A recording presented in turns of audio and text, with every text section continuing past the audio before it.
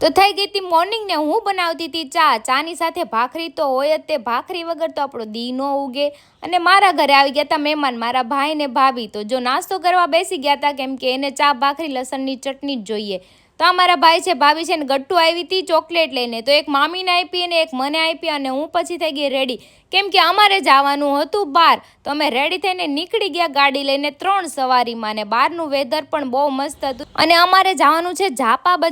બજાર એ માટે જવાનું છે કે ત્યાં છે ને આપણે હોલસેલમાં કપડાં મળે છે મારા ભાઈને પાટણમાં શોપ છે તો અહીંથી હોલસેલમાં કપડાં લેવા આવ્યા હતા અને કોફી પીને પછી અમે પેમેન્ટ કરીને ત્યાંથી નીકળી ગયા ત્યાંની ગલી પણ બહુ મસ્ત અને ગરમીને તડકો ગજબનો હતો ને 12 પણ વાગી ગયા હતા તો ભૂખ લાગી ગઈ હતી તો અમે આવી ગયા નાસ્તો કરવા માટે આપણે જો ઈદડા ને લોચો છે અને અહીંથી લઈ લીધી ચટપટી ને ચટણી આ એક નંબર હતું મેં તો પહેલી વાર આ ટેસ્ટ કર્યું મને તો બહુ મજા આવી અને મારી સોણી કુડી હતા આવું કોઈ દિવસ ખાધું જ નથી તેને પણ ભાવ્યું અને ખાઈને નીકળી ગયા અને મને સોણી કુડીએ જો પંજાબની જેમ રૂમાલ બાંધી દીધો હતો ને નીચે પહોંચ્યા તા ગઠ્ઠુ નીચે રાહ જોઈને બેઠું હતું અને ઉપર ગયા હતી કે હાલો હવે ખાવાનું તો સોણી કુડી મેગી ખાતી હતી અને મેં તો કાંઈ ખાધું નહોતું ને અમારે જવાનું હતું ફાર્મ હાઉસ કેમ કે મહેમાન આવ્યા હોય તો જવું પડે ને અમારી આખી ગેંગ આવવાની છે નેક્સ્ટ વિડીયોમાં તમને એ પણ જોવા મળશે અમે નીકળી ગયા ફાર્મ હાઉસે જવા માટે મોજ મસ્તી કરતા ગયા અને પહોંચી ગયા કાસ્ટિલો વિલામાં